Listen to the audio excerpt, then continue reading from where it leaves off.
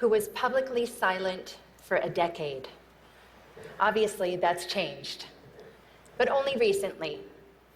It was several months ago that I gave my very first major public talk at the Forbes 30 Under 30 Summit. 1,500 brilliant people, all under the age of 30. That meant that in 1998, the oldest among the group were only 14, and the youngest just 4. I joked with them that some might only have heard of me from rap songs. Yes, I'm in rap songs. Almost 40 rap songs. But the night of my speech, a surprising thing happened. At the age of 41, I was hit on by a 27-year-old guy. I know, right?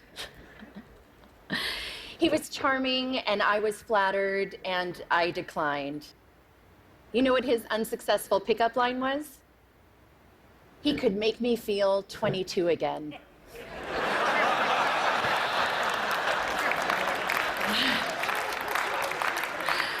I realized later that night, I'm probably the only person over 40 who does not want to be 22 again.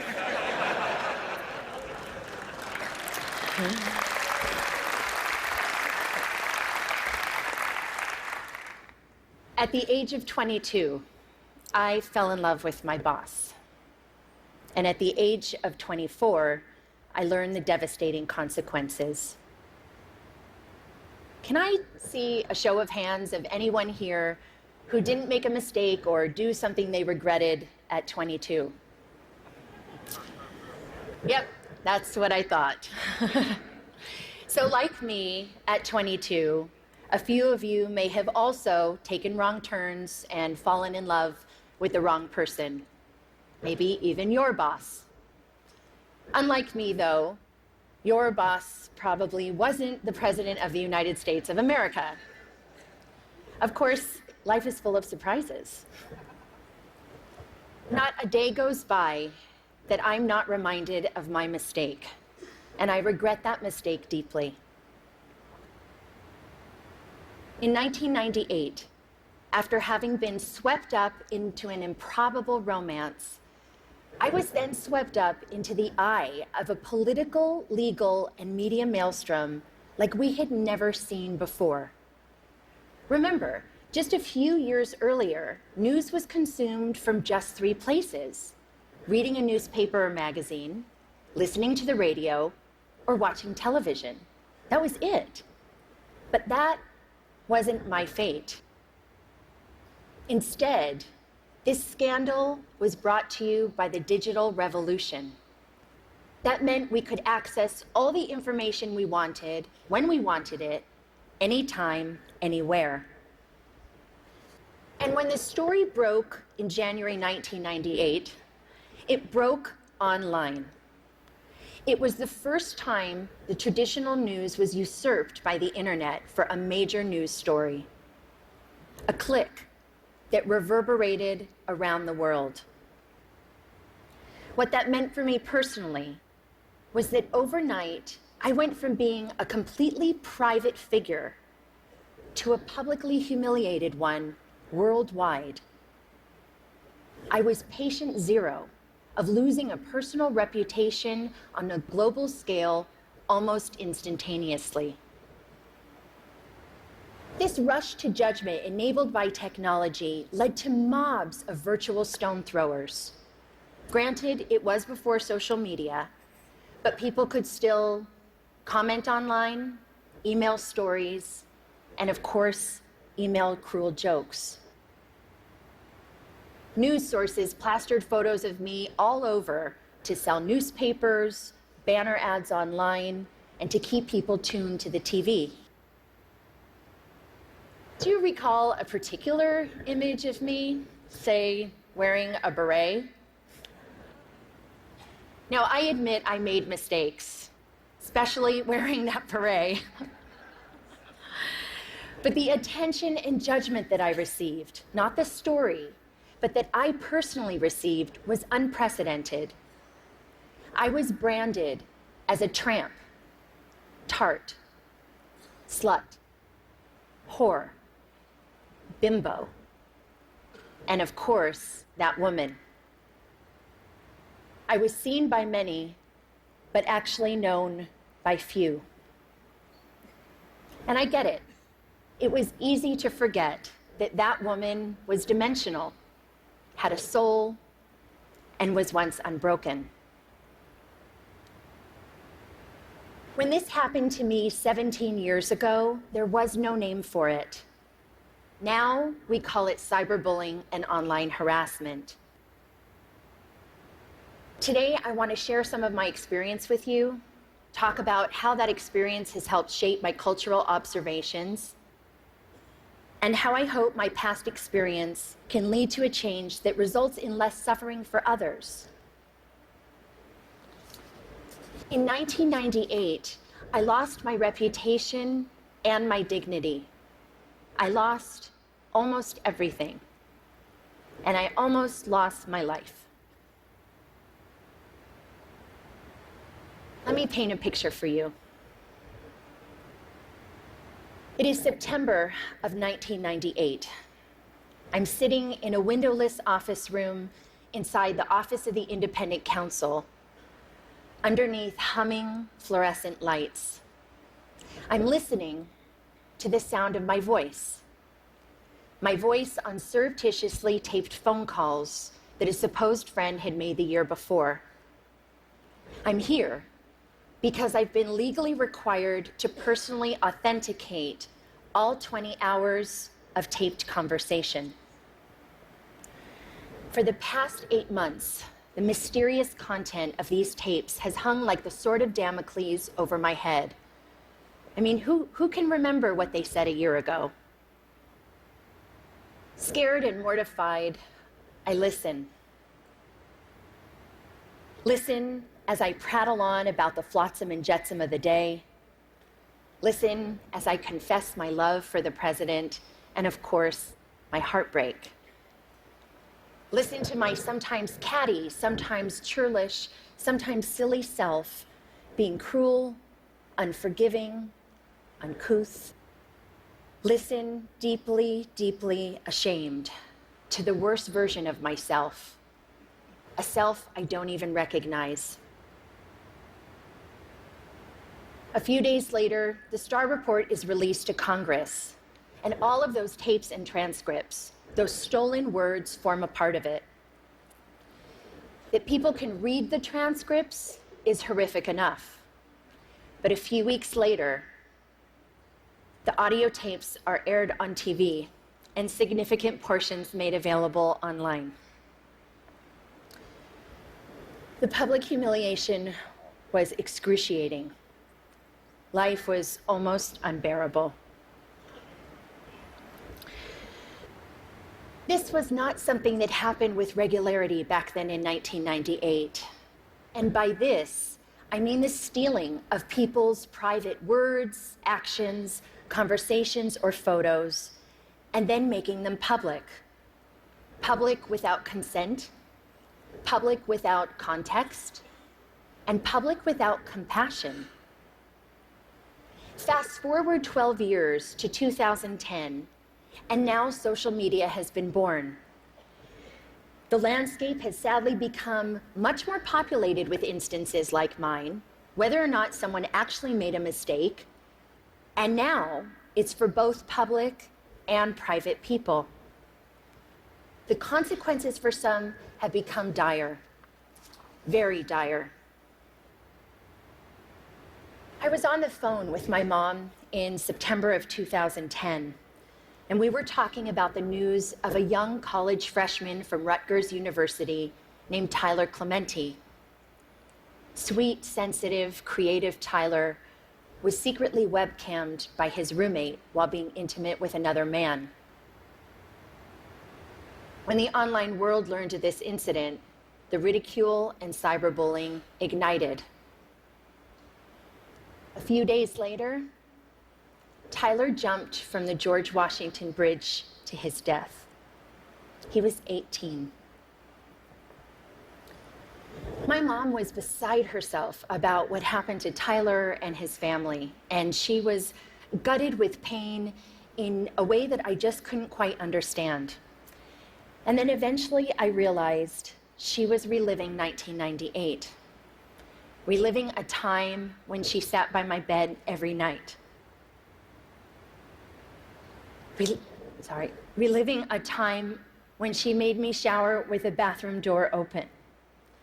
And reliving a time when both of my parents feared that I would be humiliated to death, literally.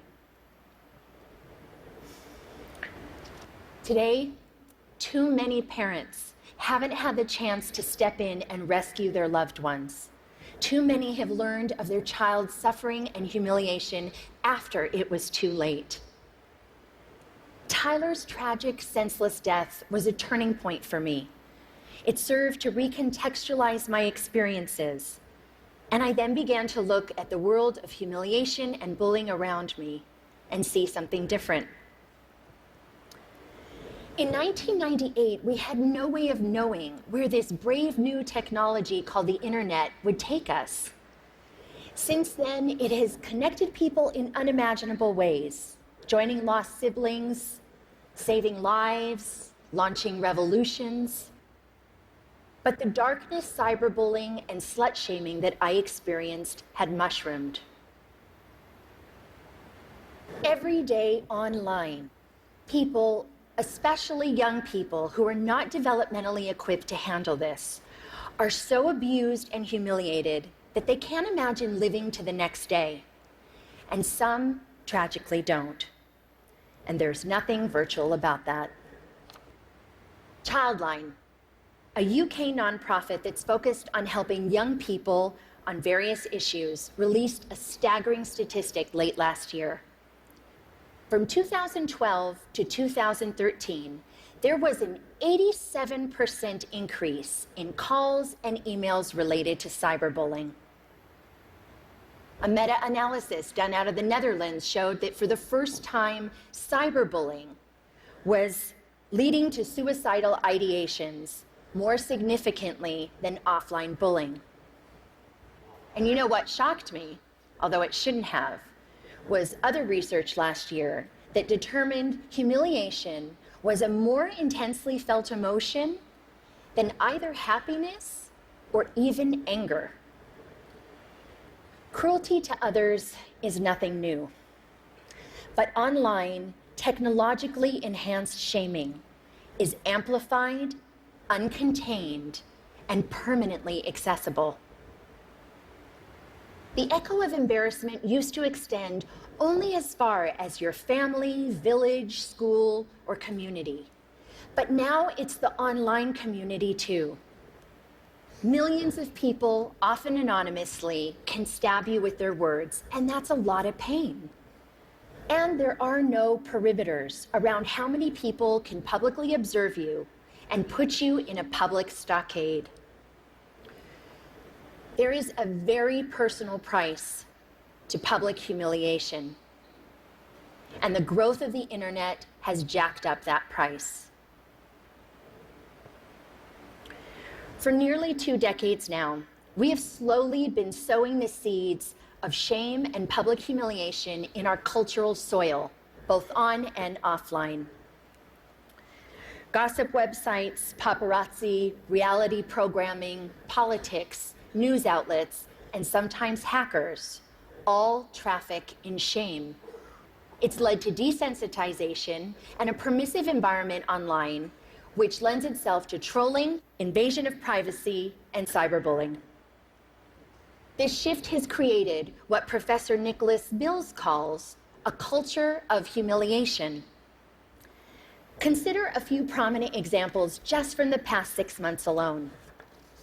Snapchat, the service which is used mainly by younger generations and claims that its messages only have the lifespan of a few seconds. You can imagine the range of content that gets. A third-party app which Snapchatters use to preserve the lifespan of the messages was hacked, and 100,000 personal conversations, photos, and videos were leaked online to now have a lifespan of forever. Jennifer Lawrence and several other actors had their iCloud accounts hacked, and private, intimate, nude photos were plastered across the internet without their permission. One gossip website had over 5 million hits for this one story. And what about the Sony Pictures cyber hacking? The documents which received the most attention were private emails that had maximum public embarrassment value. But in this culture of humiliation, there is another kind of price tag attached to public shaming. The price does not measure the cost to the victim, which Tyler and too many others, notably women, minorities, and members of the LGBTQ community have paid, but the price measures the profit of those who prey on them. This invasion of others is a raw material, efficiently and ruthlessly mined, packaged, and sold at a profit. A marketplace has emerged where public humiliation is a commodity and shame is an industry. How is the money made? Clicks. The more shame, the more clicks. The more clicks, the more advertising dollars. We're in a dangerous cycle. The more we click on this kind of gossip, the more numb we get to the human lives behind it. And the more numb we get, the more we click. All the while, someone is making money off of the back of someone else's suffering. With every click, we make a choice. The more we saturate our culture with public shaming, the more accepted it is, the more we will see behavior like cyberbullying, trolling, some forms of hacking, and online harassment. Why? Because they all have humiliation at their cores. This behavior is a symptom of the culture we've created. Just think about it. Changing behavior begins with evolving beliefs. We've seen that to be true with racism, homophobia, and plenty of other biases today and in the past. As we've changed beliefs about same-sex marriage, more people have been offered equal freedoms. When we began valuing sustainability, more people began to recycle. So as far as our culture of humiliation goes, what we need is a cultural revolution. Public shaming as a blood sport has to stop. And it's time for an intervention on the internet and in our culture. The shift begins with something simple, but it's not easy. We need to return to a long-held value of compassion and empathy. Online, we've got a compassion deficit, an empathy crisis. Researcher Brené Brown said, and I quote, "Shame can't survive empathy. Shame cannot survive empathy." I've seen some very dark days in my life. It was the compassion and empathy from my family, friends, professionals, and sometimes even strangers that saved me. Even empathy from one person can make a difference. The theory of minority influence, proposed by social psychologist Serge Moscovici, says that even in small numbers, when there's consistency over time, change can happen. In the online world, we can foster minority influence by becoming upstanders. To become an upstander means, instead of bystander apathy, we can post a positive comment for someone or report a bullying situation. Trust me, compassionate comments help abate the negativity. We can also counteract the culture by supporting organizations that deal with these kinds of issues, like the Tyler Clementi Foundation in the US. In the UK, there's Anti-Bullying Pro, and in Australia, there's Project Rocket. We talk a lot about our right to freedom of expression, but we need to talk more about our responsibility to freedom of expression. We all want to be heard, but let's acknowledge the difference between speaking up with intention and speaking up for attention. The internet is the superhighway for the id. But online, showing empathy to others benefits us all and helps create a safer and better world. We need to communicate online with compassion, consume news with compassion, and click with compassion. Just imagine walking a mile in someone else's headline. I'd like to end on a personal note. In the past 9 months, the question I've been asked the most is why? Why now? Why was I sticking my head above the parapet?